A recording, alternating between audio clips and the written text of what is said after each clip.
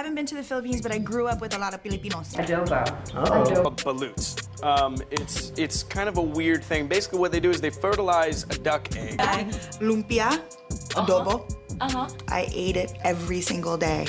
For Filipino cuisine, for me, is like the sleeping beauty of Asia. It's now prominent, and it can give Southeast Asia, Thai, a big kick up the arse. Kamusta nga ka-proud? Sa video episode na ito, pasukin natin ang napakasarap na mundo ng Filipino food at aalamin natin kung sino sa mga paborito mong international celebrities ang hindi makapagpigil sa lumpia, adobo at sisig.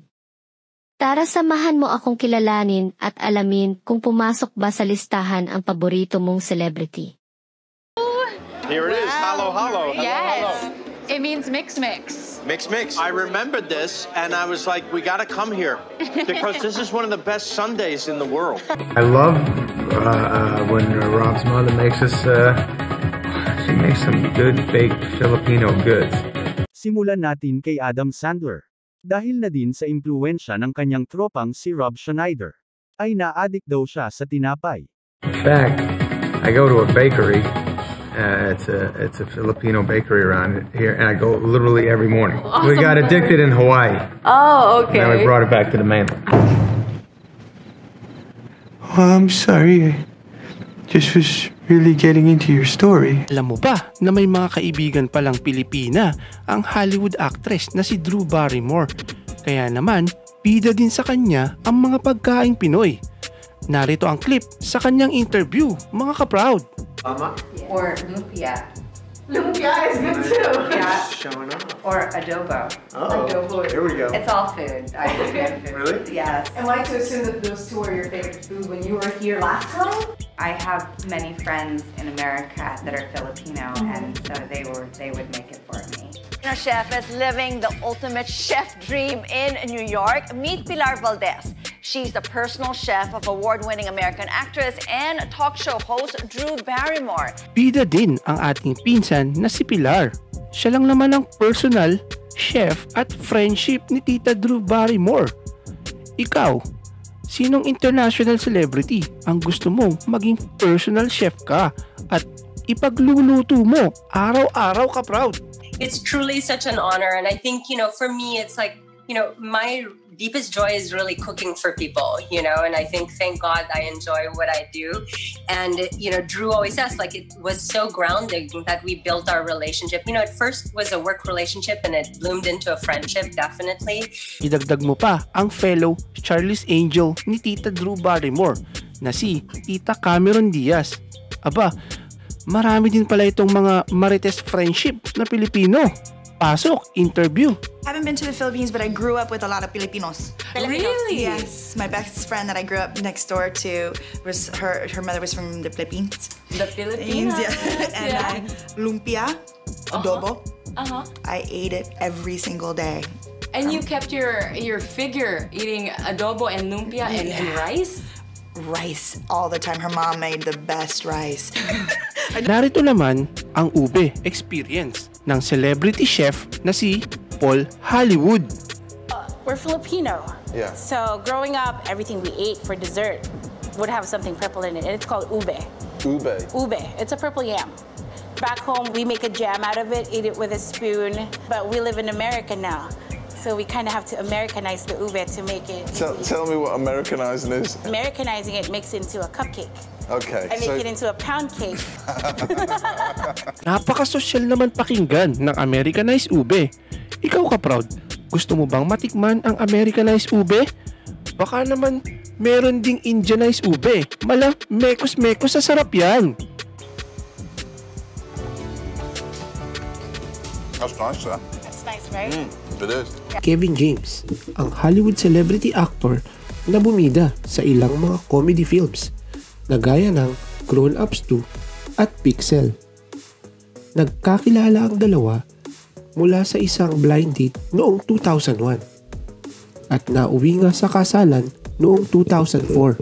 The lumpia and the food and this and that from the family is just doing wonders for my figure, and I love it. Starts with my wife and her family. Being married to a Filipina is a fantastic thing.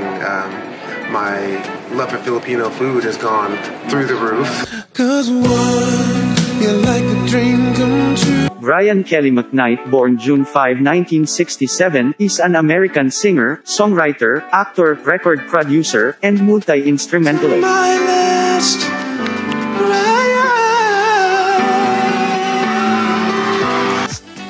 The complexity of Filipino cuisine, and then the regionality, and how these regions blend in this incredible cultural melting pot. I'm curious to know what's the best dish that you've tried recently, and from where? This is Sisi.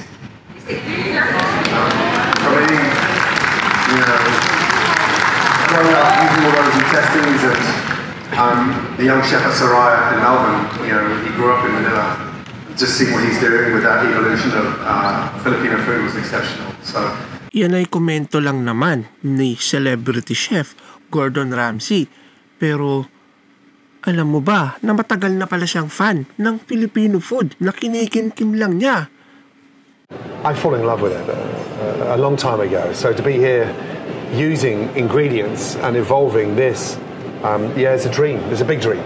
Grandparents. My mom is Filipino, so we have our grandparents in the house. Oh, really? So, yeah. You know how to make lumpia? Yes, I do. I'm the best. Oh, okay. Yeah, boom, cheers. And what's this called again? Lumpia. It's like the Where best. have you been all my life? It's the best spring roll you've ever had in your life. Did your mom make this in the crib? All the time. Gabby, your mom's Filipina, right? Do you understand Tagalog? Do you speak Filipino? I don't really speak well. I know how to count. I can say my animals and stuff like that. Does she scold you in Filipino? What does she say? Yeah, she goes, Gabriela! My father is a musician. I'm half Filipino. Filipinos love karaoke. Hindi lamang galing sa pag-awit ang pinapamalas ni Gabby Wilson o mas kilala bilang Her. Isa rin siyang Filipino food enthusiast at itinataguyod ang sarap ng pagkaing Pinoy. Finished product. I can't wait to eat this. Woo! This kare-kare looks delicious. This is the best seller in Yes, it wouldn't be a Filipino meal without steamed rice on the side. Some rice, okay. So good. Salamat, Chef Joe. Salamat din. Ang American restaurateur, author, at Emmy Award-winning television presenter na si Guy Ramsey Fury ay ibinido na ang kare-kare sa kanyang Food Network show na Diners, Drive-Ins and Dives. Peanut butter, sugar, salt. All right. While that's cooking up, we're actually gonna fire up this other guy over here. Brisket drippings, annatto seeds. Big, vibrant red color.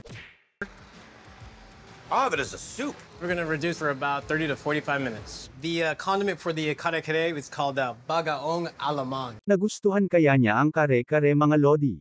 Lalo na ang matinding alamang.